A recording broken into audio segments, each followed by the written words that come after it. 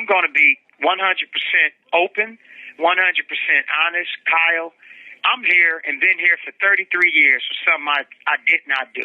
By the time you get to know me and hear my story, you're going to know I didn't do it.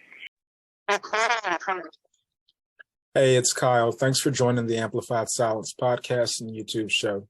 Today, we're going to be talking to Tangie MacMillan, the wife of Scott Macmillan. Now, if you remember Scott Macmillan, we started following him earlier in the year. He's a wrongfully convicted man who's been in prison for a crime he didn't commit for 33 years. He went in at 17 years old.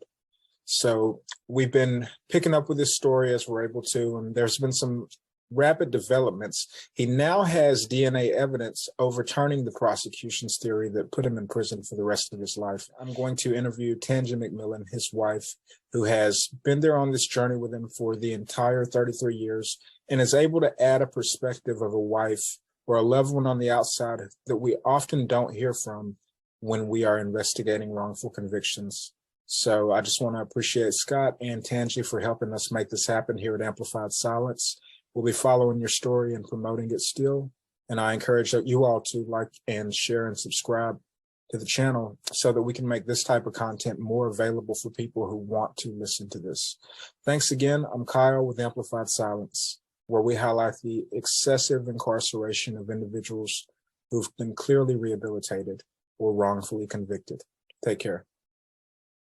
And you live in a constant state of anxiety. And you're almost forced to adapt to a savage response to everything, if you will, in order to survive. Me and Scott met back when we were kids, literally just kids, teenagers, children. So we meet at a carnival and we proceed to talk to each other, see each other, talk on the phone, that type of stuff when you're doing when you're teenagers, when you're young children. And then I go out of town for a bit and I come home to a bunch of letters. And I'm like, what are these letters from? It's his name on there. I'm like, prison, correction facility. What happened? So I open up the mail and I see, the whole story. He's like, T, you're not gonna believe what happened, and just I just need to call you. Get in touch with me as soon as possible. So I do the process of getting the application in to visit him and give my number to him as quick as possible, which back then was just via snail mail, nothing quick. So he finally gets my letter with my number in it, and he calls me and he explains to me that he got caught up in a situation. I'm like, what do you mean in a situation? So he says, my boy came over and asked me to take a run with him, but my first mind said not to go, but I went against my first mind and I went with him to this crack house. I'm like, crack house, really? What? So it's like, no, you and crack, what are you talking about? What are you even doing? So he went in there and he goes, T, I promise you, I didn't do anything but sit there. I got drunk, was smoking. Yeah, I know you don't want me to do all that. I know. But anyway, it's like Scott is I couldn't comprehend that because he's not that guy. He's not that smoking, hanging out in crack houses, just in that atmosphere, period. So not knowing, I guess that's where they were going. That's where he ended up. So needless to say, he's smoking, drinking, getting high, sitting on this couch. And he proceeds to tell me, yeah, they were up in there being loud, being rowdy. He couldn't really remember a lot or see a lot because, of course, he's high, he's intoxicated and whatnot. So long story short, a young lady, 14 years old, gets raped in there. So my friend at the time, because he's my friend, tells me, T, I didn't do anything. They're accusing me of it. The lawyer, the court-appointed lawyer, he and I do not see eye to eye. We didn't see eye to eye. I was trying to get them to understand that. And then even when we first went into the courtroom, we found out it was the wrong court because my co-defendants were in another court. So they were like, well, can we go to where my co-defendants are? And the judge Fred Mester, didn't allow him to go where his co-defendants were. So being that he and his lawyer did not see eye to eye, he told the judge that they didn't see eye to eye and he would like to get his own attorney. He has his own attorney. So the judge was like, no, you can get the court appointed is up to date. We're ready to get this moving, whatnot. So they found Scott guilty of CSC and gave him parolable life sentence for 80 to 120 years. And that crushed me. A lot of people think or concern themselves with saying things that can hurt them, harm them, can incriminate them, or otherwise. I don't have anything to say that can incriminate me. In fact, the sad part is everything that I have to say can incriminate and hurt other people. Knew beyond a shadow of a doubt, he did not do that. That's not the young boy that I knew, and it's not the man that I know today. Needless to say, in the midst of all of that, we had children. So my girls, his girls, growing up now without a father. I'm growing up without a husband, well, a father at the time for my children, so a boyfriend at the time. Children going to see their dad in that environment, period, tore at my heart because my children have to leave crying, why can't daddy come home with us? Why daddy? And that just, that tore at my heart, his heart. It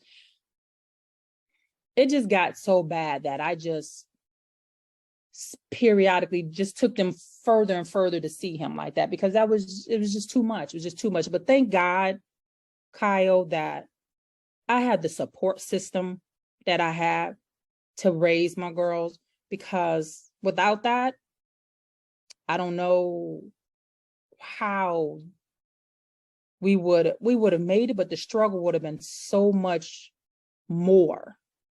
And I can't even imagine. But thank God that I do have a good paying job with great benefits to help out, but it takes a village. And, my mom and my aunts and stuff, they stepped up to the plate. And I have, my brothers and sisters, they stepped up to the plate to help his mom. So we made it through, but it was a struggle. It was a complete, utter mess. You took a young kid. You took his life. You took his life, and he's innocent. 33 years later, he's been saying from day one that he did not do this. And then to have his co-defendant, blatantly lie on him, stating that he saw him when clearly he didn't, because the DNA said that he didn't. A young man that the judge adopts and adopts and then advance him to have the chance and the life that my husband didn't get, that was stripped from him before he could even begin his life. He was a kid. Do you know he was 16 years longer than he was 17. He had only been 17 for 5 days. I couldn't imagine that happening to my daughters at that age. It's wrong. It was just wrong. And then the lawyers, Kyle, we went through 1, 2, 3, 4, 5 lawyers. Until recently, the lawyer that got us closest, of course, is Laurel Kelly Young. She's the only one that got us to where we are. And we're thankful for her. No ifs and buts about it. Without her, we probably would not be where we are. We probably wouldn't have had access to the integrity unit to find the DNA, because they said the DNA was destroyed. It was lost. but it wasn't. That was a lie. So in all, God is good, because at the end of the day, that's who gets all the glory and all the praise, because he allowed people to come into our lives and doors to be open to even have the chance, the opportunity to even be proven that he's been innocent and he's been telling the truth from the very beginning. So it's hard. It was hard, but we're here now. But yet we're not. It feels like you're so close to the finish line, and it still feels like nothing's guaranteed. Exactly. I think a lot of people have this idea of a justice system in which if people fall through the cracks and are wrongly convicted, that they will get out. People don't imagine that it should take 33 years or could take 33 years generally, but obviously there's a lot of people dealing with this type of issue. So I'm curious if you could tell us about some of the roadblocks that you've come into along this journey while trying to get him help. The roadblocks? Yes. The lawyers. The lawyers. Those were the roadblocks. We had people on your team. These are people that are supposed to be helping you. Yes, they're supposed to be helping us. The first lawyer that I've come across with him when I got in on it was I had his name, Lawrence, and what is his name? Well, it was Lawrence, James Sterling Lawrence. I believe that's his name. That was one of the lawyers. You're just talking about Nancy and something. Let's just say they took our money. They took our money and didn't produce anything. They just did paperwork. And when you just do the paperwork and you take our money, you don't get to court, you don't make any progress, what you do is you are taking his chances that he has to get himself out the steps. You're taking them and using them up frivolously without moving forward. We just stagnant. Take our money, nothing happens. That's one lawyer. Second lawyer, same thing, went to court, the judge cut him to pieces because he wasn't well prepared. So it's again, people that are supposed to be on our team that are really not fighting to move us forward. They were just taking our money and keeping us stagnant and just, what I want to call it? Just, what do you call it? Just. There's not a word for it. I can't. Yeah, I cannot. I can't. Yeah, just. Yeah. There's so many different offenses, and what they're doing, it's hard to nail down one. But I think the one that you touched on is what's most important. Not only are you failing to meet the fiduciary obligations you have to the person, but you are crippling their ability to actually go out and hire or fund. Absolutely. Yes. To actually find someone to move us to where we are now. Like I said, thank God. And this time in the meantime is wasted as well, obviously. It sounds like there's an emotional roller coaster that one has to go through. When you hire a lawyer, you think good things are going to happen to you. No one hires a lawyer hoping or expecting this lawyer to be unsuccessful. You hire a lawyer with an agenda in mind, and just listening to Scott tell the story is frustrating because it's a pattern of the same thing, and I think people have no idea that that's really what an innocent person can face. Just imagine. You don't have to imagine, you've been through it, but I would ask the audience to imagine, being in prison for a crime that you didn't commit, particularly one of a heinous nature that carries all of the baggage with it that CSC crimes do, and fighting like hell for your chance to get out, and everyone letting you down. And you're not asking people to work miracles. You're just asking people to represent your husband the way they would represent their own partner, the way they would represent anybody. Please. How about just do your job? That's all we ask. We pay you to do your job. That's it. Nothing more, nothing less, Kyle. Just do your job, which everybody has failed. Every one of them. Everyone has failed. Even now, the latest lawyer and the integrity union, how do you know for a fact two DNA reports states and factually says that he's innocent?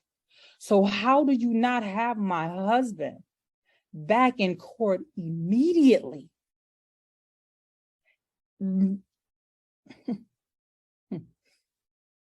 Demanding that he's released to come home. Where do they do that at, Kyle? What is the burden now that they're trying to levy on you and Scott? What are they asking Scott to do now to defend himself or move forward in his defense? Because it seems like he shouldn't have been able to get the news about the DNA without by the time that he got the news about the DNA, it seems like there should have already been something in the works in the process, moving him towards a court date. At that moment, for him to even, before he could even get it, it should have already been in the works. No, Kyle, no. The lawyer, the latest lawyer, the integrity union went silent, heard nothing else from them whatsoever. The lawyer, she started turning on us. So we end up having to hire a certified paralegal to move forward with a motion and a brief to present to the courts. Again, having to hire another legal team to help us. What?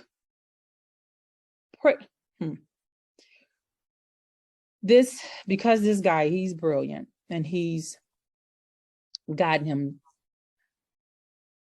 plenty of people out of their situations in their home. We're looking for him to do his job as well, which seems to be more than what the lawyers prior to him have done. At least he's writing motions and a brief to present to the court.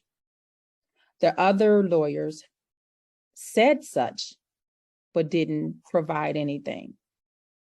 So we're still waiting and still trying to, in the process of waiting, getting his story out there so people can see how the justice system fails innocent people. It happens. It happens. It's not all he's guilty. No. DNA proves. You can't dispute DNA. And it proves that my husband didn't do anything and he's still sitting in prison. And we found this out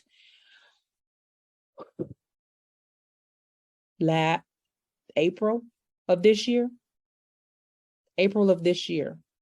that he was innocent. And my husband is still sitting in prison. Scott is still there. Laurel gladly washed her hands of it. I don't know what was said to her or why she did what she did, but it's done. So we have no choice but to move forward and try to get him home. I mean, the door is there, but it's just it just seems like it's so unattainable right now. But it's right there. So how has the conviction integrity unit served you? I'm going to give this. They served us in a way of they helped us locate the DNA. They did do that part. So they were a great asset in proving actually that he was innocent. I'm going to say that was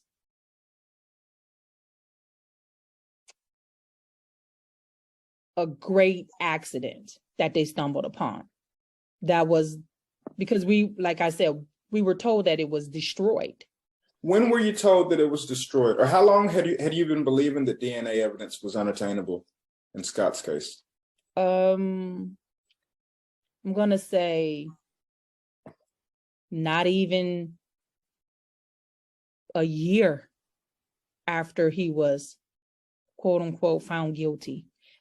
As a matter of fact, they found out that they destroyed her clothing 4 days after the trial, where you don't do that.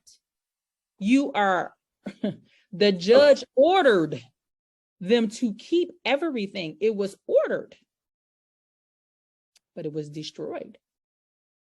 It was destroyed, but somehow Lori Montgomery knew somebody in Oakland County that was able to find that DNA, found what little evidence that they did have left. The clothing was not there, but that little piece of DNA was with the Michigan State Police. And she got it. She sent it out independently to 2 separate labs, and they both came back stating that he is not a contributor. He's been excluded. But again, April. So he's been stating for the last 34 years that he's been innocent.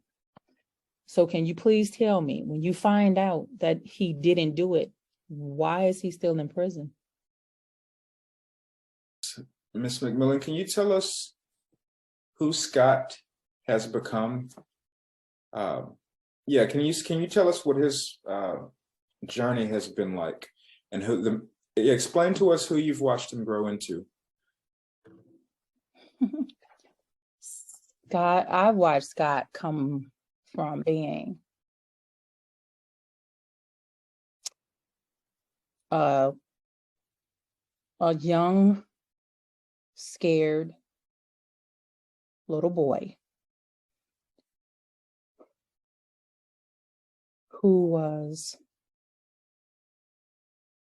just all over the place. He was a kid. I'm just going to say that. He was a kid, a young man who became a father at a young age, who fought and struggled with being away from his children, fought with the system in there. He grew to learn that he had to put the work in for himself to get himself home and not depend on just lawyers to do the work and confide and believe in just them. He had to put the belief into himself. I watched him come from depending on others to put the footwork in to get him home, to doing it himself. I've watched him grow from not knowing much at all about law to knowing the law, especially pertaining to his case, learning the law better than some of the lawyers that he's had supposedly on our team. He's helped them. I've grown from watching him not helping 1 or 2 lawyers along the way and just depending on them to do it, to him with the last couple of lawyers, showing them and telling them some things that can help him in his case and to get him home. So he's grown from and struggled from that little kid to the knowledgeable man, father, and now husband.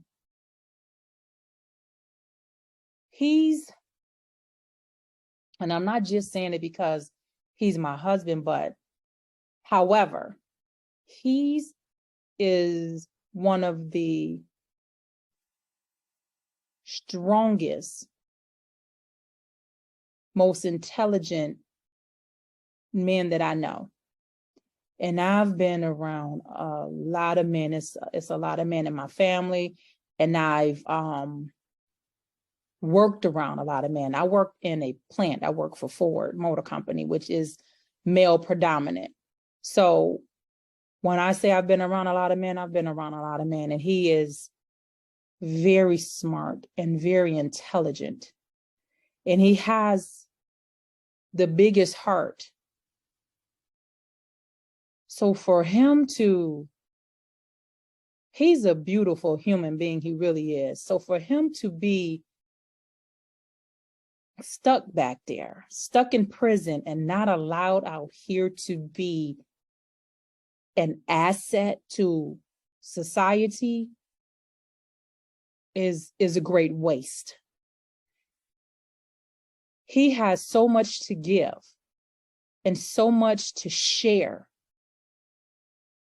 with the youth, because even now, being in prison, he reaches out to nephews and nieces in his family and beyond to help them get through whatever trials and tribulations that they may go on through, that their parent can't reach them. But once he speaks with them, it's a whole 180 practically for those children. So his gifts are just, I'm sure to a degree, he's sharing them in there as well, but they're being suppressed, they're being wasted. So he just has so much to give. So much to give. Like I said, he's a beautiful human being. Anybody that ever has the opportunity to speak with him will not come away being the same person you were before you spoke with him. He has a way of just building people up. He does. Allowing them to kind of see what he sees in them and what's really possible for them. He was a big part of encouraging me to start this platform. And also giving me the confidence along the way to be able to stick with it and try to get it started. I don't think I could send an email when I first met Scott. And he really made me feel like I could have an impact on the world. And I imagine that it's hard to be around Scott on the inside and not get the same thing inside of prison, because it's just who he is. Can you tell us? Can you tell us what it's been like, to the extent that you can? Can you tell us what it's been like for your children going into their adulthood, to have this human being taken away from their lives?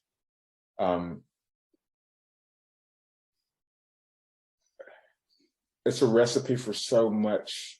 It's a recipe for great difficulty for one person to cope with. You're obviously a person of magnificent strength, but you've built and sustained that over time. With children, I don't think they can truly understand. They get the gravity, but they can't totally understand the detail, and you don't want to make it their burden. How have you and your team moved through that process? Where is that today? Are Scott's children in his life? Absolutely, 100%. That ordeal was difficult when they were younger, because it's, why can't we ever see daddy at home at night to tuck us in? Why we can only hear him? You know, that's very difficult to explain to a toddler. At what age did they start to get it? Did they start to understand Daddy may never come home?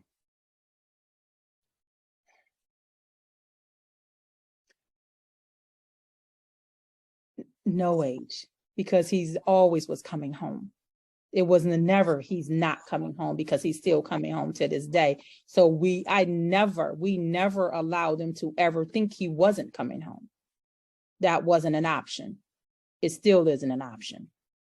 So they got to, I would say, probably the ages of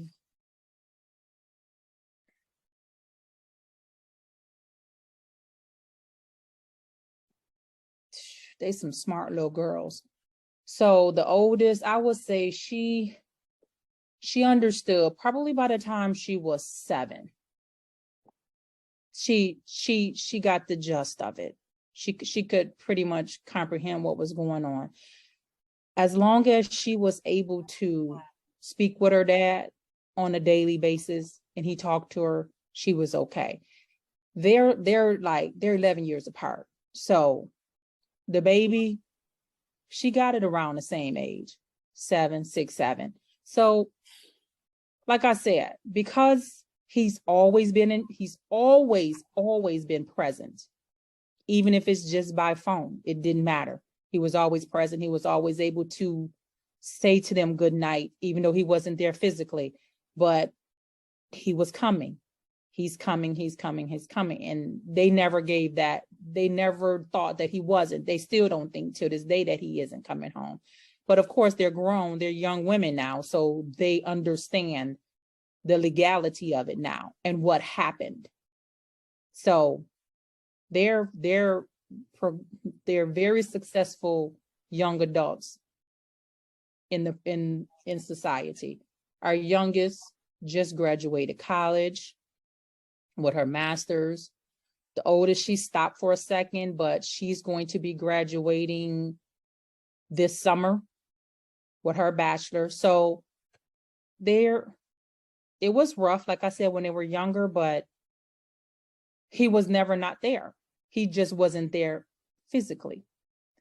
But once they got a little older, they started seeing, and we started bringing them back around. They started wanting to visit him more and to actually be able to see him. So it was just younger when it was just, younger. It was just a little bit more difficult when they were younger because they would cry, why can't he come? Why can't he come? So we just had to wait a little time to where they could understand a little more of what was actually going on.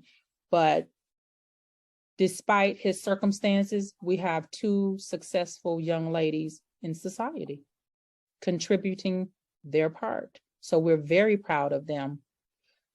I'm going to say it again.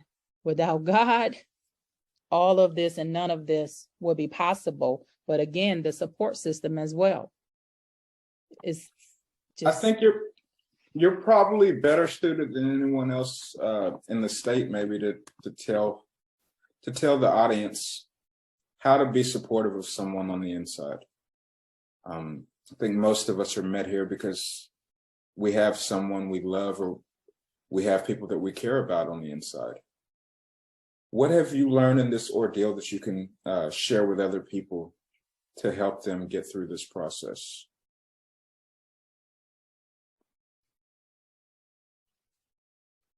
You can take a moment. Feel free to take all the time you need.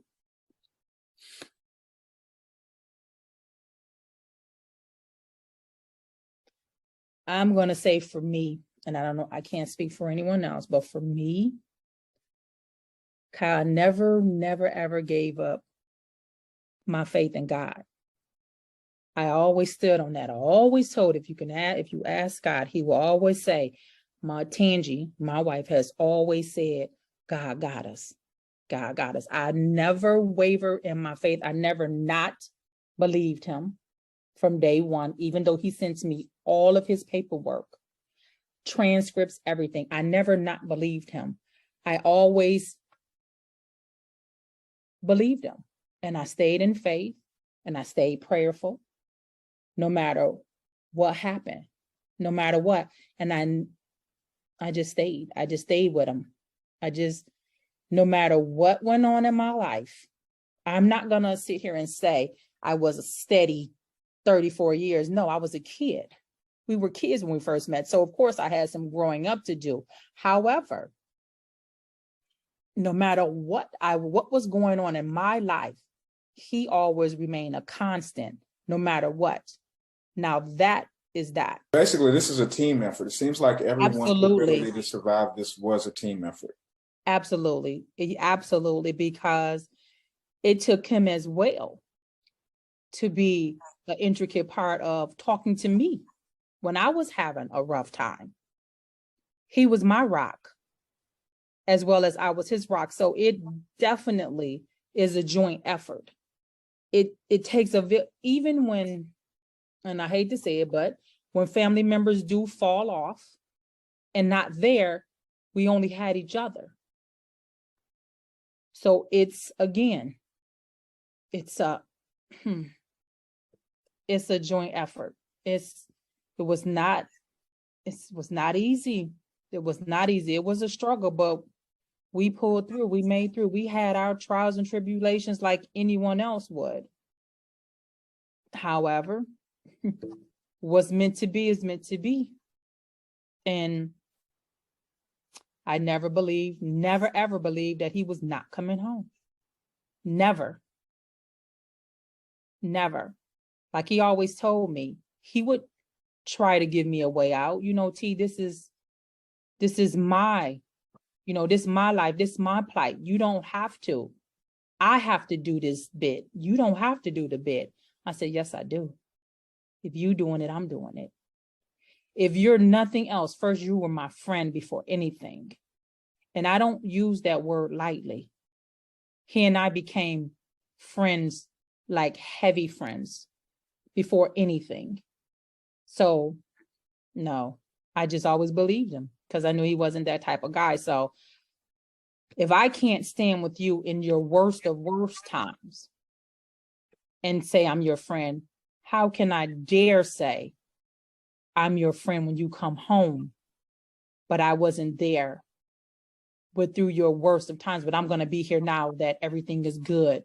Now you're in your good times. That's not friends. That's not a friend at all. So I'm his friend. We're friends, if nothing else, first. So. Thank you. You're welcome.